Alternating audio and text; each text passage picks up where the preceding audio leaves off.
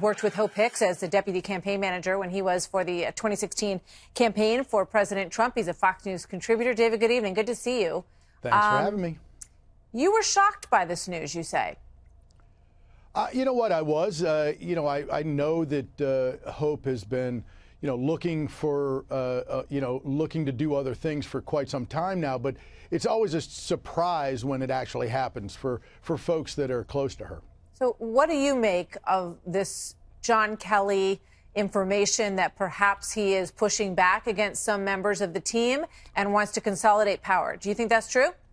Look, I think Hope Hicks is one of the most important members of that senior staff. She is, as you were just saying a moment ago, she is like family to this president. And, I don't really know anybody that is able to or should want to push her out. I think that those stories are just rubbish coming out of the White House, or whatever those sources are. I think that that's not accurate. I think that Hope Hicks is one of the most thoughtful people that I got to work with, and I enjoyed working with her on the campaign.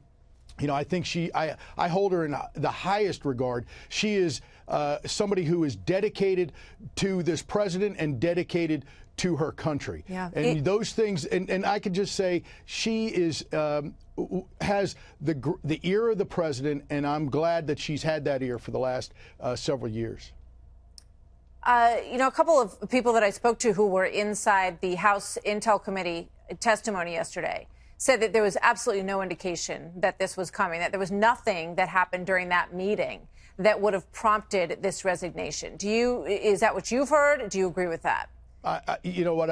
I only had heard that the interview was very normal, matter of fact, and nothing of any interest. So I would find it hard to believe that anything like this would have come up yesterday, or anybody would have had any intimation about it. It's not something that would have been talked about during a committee questioning session. Yeah, so I think but what the white lies comment, that she tells white lies occasionally for the president. The way that I'm hearing that was that it was a question that was posed to her: do you ever lie for the president?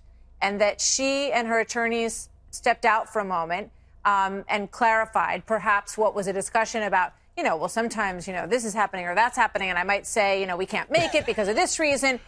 Do I need to say that? The suggestion was, how much do I need to include here?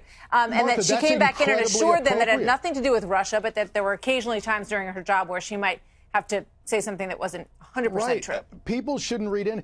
For her to stop and talk to her attorneys and make sure that she's not misanswering a question because she thinks it's about one thing and she wants to make sure. Look, communication staffs in this town, have since the dawn of time told little fibs to the media to get them off their back, and that is part and parcel of any comms director and a member of Congress or anywhere else. And that's just to try to buy time, whatever the issue is. Those are nothing burgers. To me, that's a red herring. That's nothing.